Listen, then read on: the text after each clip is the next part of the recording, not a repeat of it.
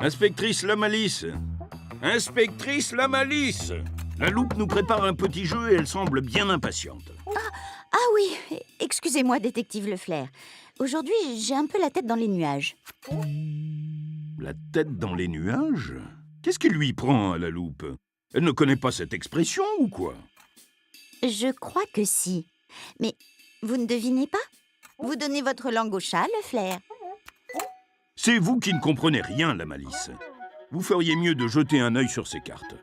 Vous voyez bien que la loupe nous montre des images étranges. Jetez un œil? Ah, vous voyez? Vous vous y mettez aussi, Leclerc.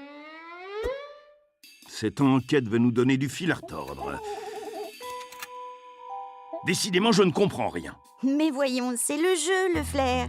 Il faut trouver le sens des expressions comme avoir un cheveu sur la langue ou mettre la charrue avant les bœufs.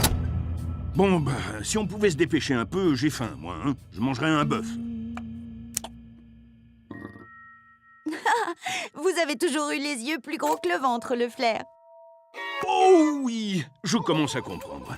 Vous voulez dire qu'il ne faut pas prendre ces expressions au pied de la lettre? Exactement. Quand on dit qu'il pleut des cordes, Ça ne veut pas dire qu'il pleut réellement des cordes, mais qu'il pleut très fort. c'est une expression imagée. Bien sûr, comme avoir un cheveu sur la langue. C'est une image aussi. Si cela était vrai, ce serait très gênant pour parler. C'est donc avoir un défaut de prononciation. Oui, et ces expressions ont souvent des origines anciennes. Il ne faut pas les prendre au sens propre, c'est-à-dire au sens premier des mots. Oui, car on ne jette pas un œil pour de vrai. Ou on ne donne pas réellement sa langue au chat. Oh, heureusement.